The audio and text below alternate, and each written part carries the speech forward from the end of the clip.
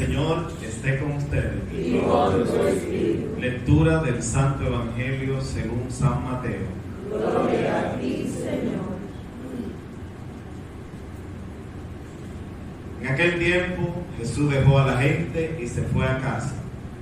Los discípulos se le acercaron a decirle: acláranos la palabra de la cizaña en el campo. Él le contestó: el que siembra la buena semilla es el Hijo del Hombre. El campo es el mundo. La buena semilla son los ciudadanos del reino.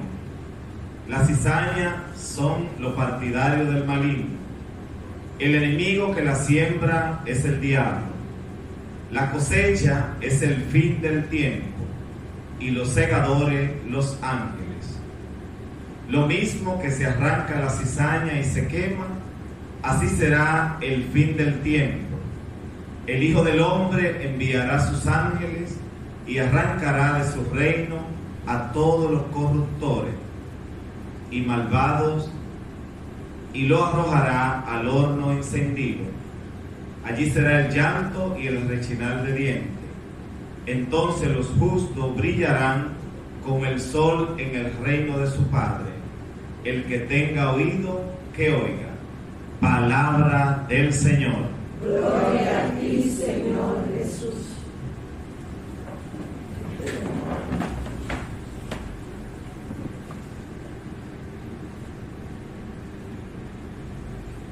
Bien, hermanos, los evangelios, pocas veces Jesucristo explica él mismo las parábolas que dice.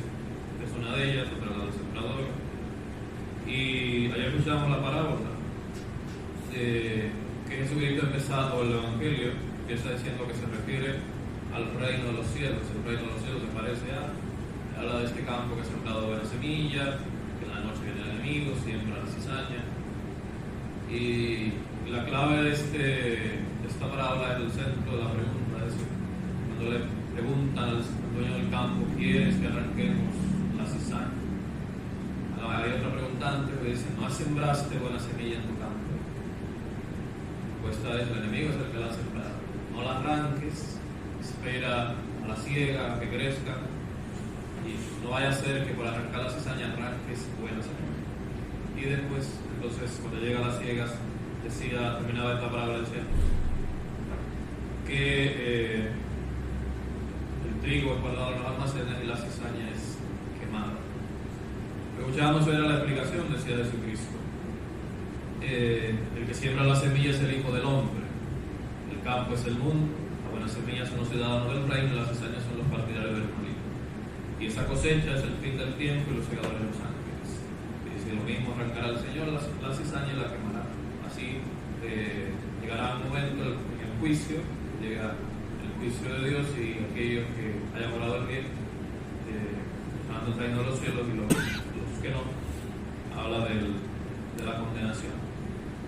Entonces, leer este evangelio, recordaba a un profesor que yo tuve estudiando en España, que él decía muchas veces que dentro de la iglesia muchas veces se da la ley del péndulo, dentro de la revuelta, en el sentido de que muchas veces en la iglesia vamos siempre a los extremos. ¿Por qué lo digo? Porque en la Edad Media, por ejemplo, la predicación de la iglesia se centraba mucho en eso, en meter miedo a la condenación, de que está por el infierno, de que no sé cuánto, de que hay que convertirse, de que no sé cuánto. En ese tiempo, incluso los monjes y los religiosos, a veces para combatir, entendiendo que todo lo que tenía que ver con el cuerpo y con la carne era negativo, como la sexualidad y otras cosas, y se va a referir a la flagelación, castigar el cuerpo, pasarlo del alto.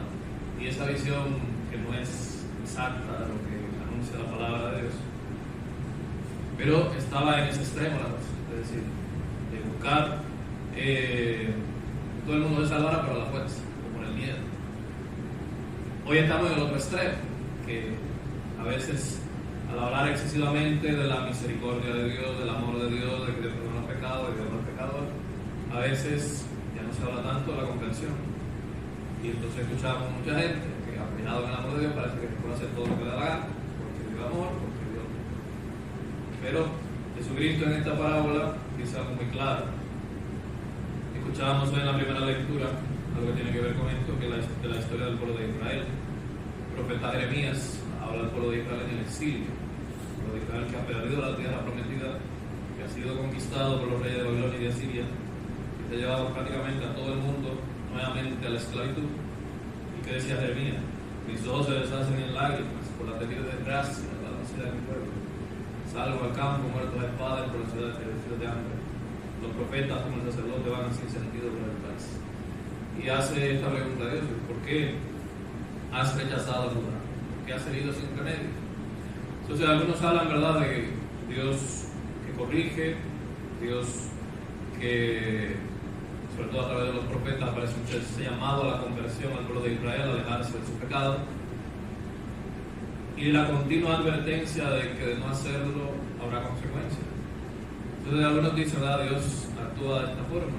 Dios corrige con la palabra, envía mensajeros, llaman a la conversión. Continuamente la palabra de Dios, como dice San Pablo, es buena para exhortar, pero también buena para corregir.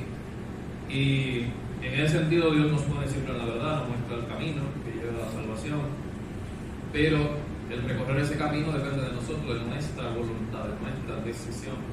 Es decir, Dios no nos va a obligar, nos va a empujar por esa vía, pero siempre nos advierte cuáles son las consecuencias de dar las decisiones. Está aquella reconocida de los dos caminos, ¿no? Palabras en la palabra de Dios, como ante ti dos caminos, muerte y vida. Hay un camino ancho, espacioso, fácil de dar por él, pero que lleva a la perdición. Hay un camino estrecho, difícil de recorrer, pero que lleva a la vida eterna. Entonces, es lo que habla esta parábola. Hay un bien, hay un mal, el enemigo es el que ha sembrado la cizaña en relación a lo que significa la consecuencia del pecado original, del engaño del demonio. Dios no te ama, Dios no te quiere, Dios no quiere lo mejor para ti. Tú puedes ser Dios, tú puedes hacer lo que te dé la gana, porque tú no necesitas a Dios. Tú puedes ser conocedor de la sabiduría del bien y del mal, tú puedes decir lo que está bueno, lo que está malo, y lo que tú digas está bien. Pero, como dicen los profetas, pues siempre hay consecuencias. Y en ese sentido es lo que dice la parábola. La misericordia y el amor de Dios, donde se manifiesta en esta parábola, en la espera. Espera al final, deja que crezcan. No sea que por arrancar la cizaña arranques buena semilla. Jesucristo habla continuamente de que Dios nos trata con misericordia, de que Dios no se complace en la muerte del pecador, sino que cambia de conducta. Pero también Jesucristo, con varias parábolas como esta, anunciaba también el juicio. Habrá un juicio sin misericordia para el que no practique la misericordia. Dios está dispuesto siempre a perdonar nuestros pecados, pero tiene que darse la conversión. Sin una verdadera conversión, sin un verdadero arrepentimiento, no se da esa salvación. Incluso la Iglesia, de lo que enseña con relación, por ejemplo, al sacramento de la penitencia, de la confesión, tú puedes ir al Padre a confesarte, pero si en ti no hay una recta conversión, si no hay en ti una contrición, un real arrepentimiento del pecado, que tú vayas, el Padre te da la solución, la Iglesia considera que esa solución es una para si en el corazón de la persona no hay un verdadero arrepentimiento, un verdadero perdón de los pecados, aunque hay todo el show de confesarse, sin sinceridad, para la Iglesia el sacramento no se realiza. Y en ese sentido, Dios nos recuerda esto, ¿no? Porque por una parte está la parte positiva, en el sentido de que aunque todos hayamos fallado, aunque todos podamos haber pecado en algún momento, Dios nos ofrece su misericordia para aquel que sinceramente se arrepiente de tus pecados, que acude al Señor. Y es esa probable cizaña que termina siendo buena semilla, pero al que no se convierte, al que no se arrepiente de sus pecados, continuamente Jesucristo termina muchas de las parábolas del reino de los cielos diciendo de una puerta que se cierra, de un tiempo que se acaba, y un llanto, un rechinar de dientes, es decir, un lamento tardío, un arrepentimiento donde ya no hay tiempo, donde ya llegó el juicio, donde ya no hay posibilidad de la conversión y la consecuencia.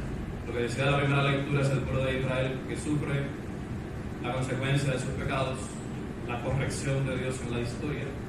Como dirá en una de las cartas San Pablo, Dios no castiga, pero a veces permite la prueba para que se convierta. Y Dios muchas veces al pueblo de Israel trató de educarles en la historia, en los acontecimientos, en las cosas que les pasaban. Porque como no escuchaban las palabras de los profetas, pues Dios les educaba de una forma más fuerte, a través de acontecimientos. Entonces, porque repito, todo esto nos invita a no quedarnos en los extremos, es decir, tratar de hacer la voluntad de Dios por miedo a la condenación, sino, como dice la iglesia, por amor a Dios, porque Dios nos muestra su amor. Y el otro extremo es la misericordia de Dios que siempre está presente, pero la misericordia que está presente, pero hacerlo con sinceridad, con verdadero, como dice la palabra, un corazón contrito y humillado, el Señor no lo desprecia. Y teniendo presente todo esto, como decía, como Dios hacía con el pueblo de Israel, Dios le advertía, le hablaba, le educaba continuamente, le advertía cuáles pueden ser las consecuencias de sus actos. Pero siempre al final está en la base de todo nuestra decisión, de qué hacemos, de qué decidimos hacer con nuestra vida, con nuestras acciones, de frente o hacer la voluntad de Dios o no. Y recordando, porque repito, que como dice San Pablo, llegamos al gran tesoro de la salvación, de la redención que Jesucristo nos ha ganado por su muerte en la cruz, llevamos este tesoro en vaso de barro, de nuestra vida. Y ahí es donde aparece la verdadera misericordia de Dios frente a nuestra debilidad, frente a nuestras caídas, de levantarse, continuar de nuevo, tratando siempre de hacer la voluntad del Señor, aunque puedan aparecer situaciones como esta. Y como decía, el Señor nos invita a quedarnos en este detalle. Dice, no arranques la cizaña todavía, espera, vamos a tener paciencia, vamos a esperar, porque puede ser que esta se convierta y viva, que esa cizaña se convierta en buena semilla y espera. Entonces esa espera es la que nos invita a ver el Señor, la verdadera misericordia de Dios, la oportunidad que siempre nos da el Señor de levantarnos de nuestros pecados. Gracias.